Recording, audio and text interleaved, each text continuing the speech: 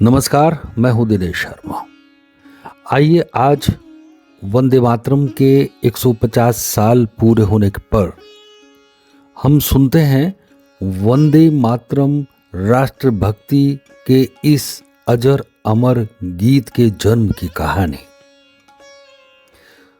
बंगाल के महान साहित्यकार श्री बंकिम चंद्र चट्टोपाध्याय के ख्यातनाम उपन्यास आनंद मठ में वंदे मातरम का समावेश किया गया था, लेकिन इस गीत का जन्म आनंद मठ उपन्यास लिखने के पहले ही हो चुका था। अपने देश को मातृभूमि मानने की भावना को प्रज्वलित करने वाले कई गीतों में यह गीत सबसे पहला है। वंदे मातरम के दो शब्दों ने देशवासियों में देशभक्ति के प्राण फूंक दिए थे और आज भी इसी भावना से वंदे मातरम गाया जाता है। हम यूं भी कह सकते हैं कि देश के लिए सर्वोच्च त्याग करने की प्रेरणा देशभक्तों को इस गीत से ही मिली। पीढ़ियां बीत गई, लेकिन वंदे मातरम का प्रभाव आज भी अक्षुण है। आनंद मठ उपन्यास के माध्यम से यह गीत प्रचलित हुआ। उन दिनों बंगाल में बंग भंग का आंदोलन उफान पर था। दूसरी ओर महात्मा गांधी के असहयोग आंदोलन ने लोक भावना को जागृत कर दिया था। बंग भंग आंदोलन और असहयोग आंदोलन दोनों में वंदे मातरम ने प्रभावी भूमिका निभाई। स्वतंत्रता संग्राम सेनानियों के लिए यह गीत पवित्र मंत्र बन गया था। बंकिम बाबू ने आनंद मठ उपन्यास सन 1880 में लिखा। कलकत्ता की बंग दर्शन मासिक पत्रिका में उसे क्रमशः प्रकाशित किया गया। अनुमान है कि आनंद मठ लिखने के करीब 5 साल पहले बंकिम बाबू ने वंदे मातरम को लिख दिया था। गीत लिखने के बाद यह यूं ही पड़ा रहा, लेकिन आनंद मठ उपन्यास प्रकाशित होने के बाद लोगों को इस गीत का पता चला। इस संबंध में एक दिलचस्प किस्सा है। बंकिम बाबू बंग दर्शन के संपादक थे।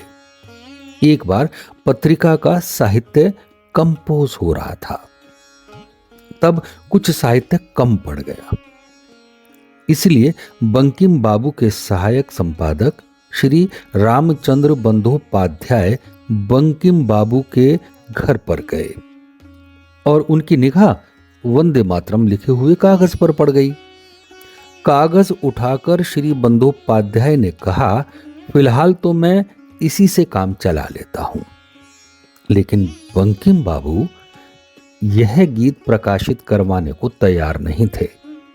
यह बात सन 1872 से 76 के बीच की रही होगी।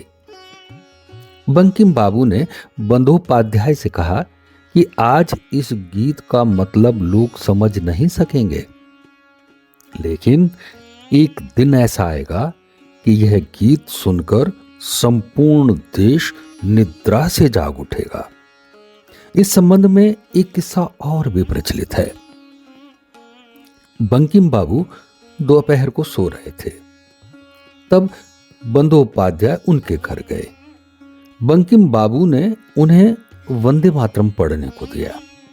गीत पढ़कर बंदोपाध्याय ने कहा, गीत तो अच्छा है, लेकिन अधिक संस्कृत निष्ठ होने के कारण लोगों की जुबान पर आसानी से चढ़ नहीं सकेगा। यह सुनकर बंकिम बाबू हंस दिए। वे बोले, यह गीत सदियों तक गाया जाता रहेगा। सन 1876 के बाद बंकिम बाबू ने बंग दर्शन की संपादकी छोड़ दी। सन 1875 में बंकिम बाबू ने एक उपन्यास कमला कांतेर दफ्तर प्रकाशित किया। इस उपन्यास में आभार दुर्गोत्सव नामक एक कविता है।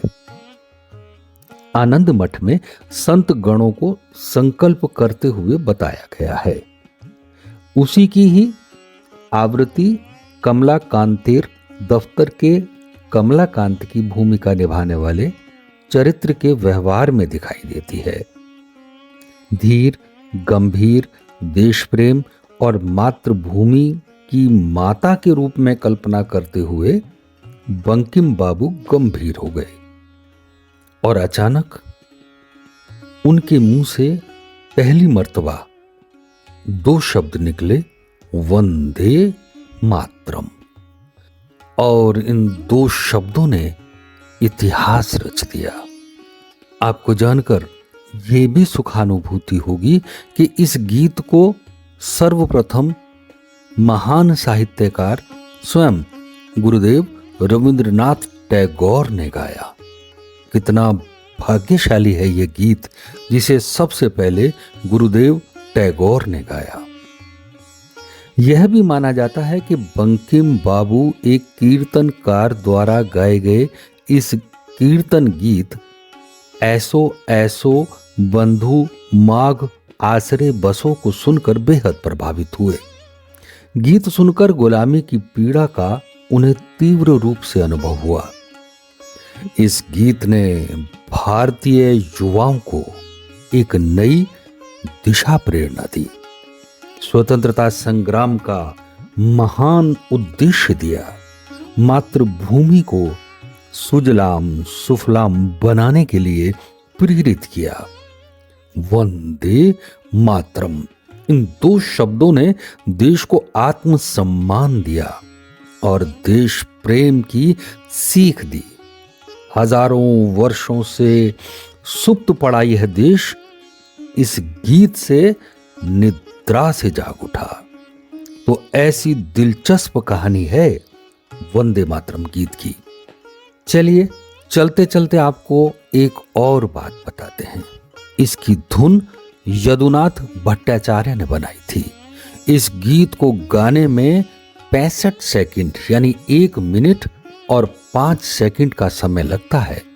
सन 2003 में बीबीसी वर्ल्ड सर्विस द्वारा आयोजित एक अंतर्राष्ट्रीय सर्वेक्षण में, जिसमें उस समय तक के सबसे मशहूर 10 गीतों का चयन करने के लिए दुनिया भर से लगभग 7,000 गीतों को चुना गया था और बीबीसी के अनुसार 155 देशों के लोगों ने इसमें मतदान किया था।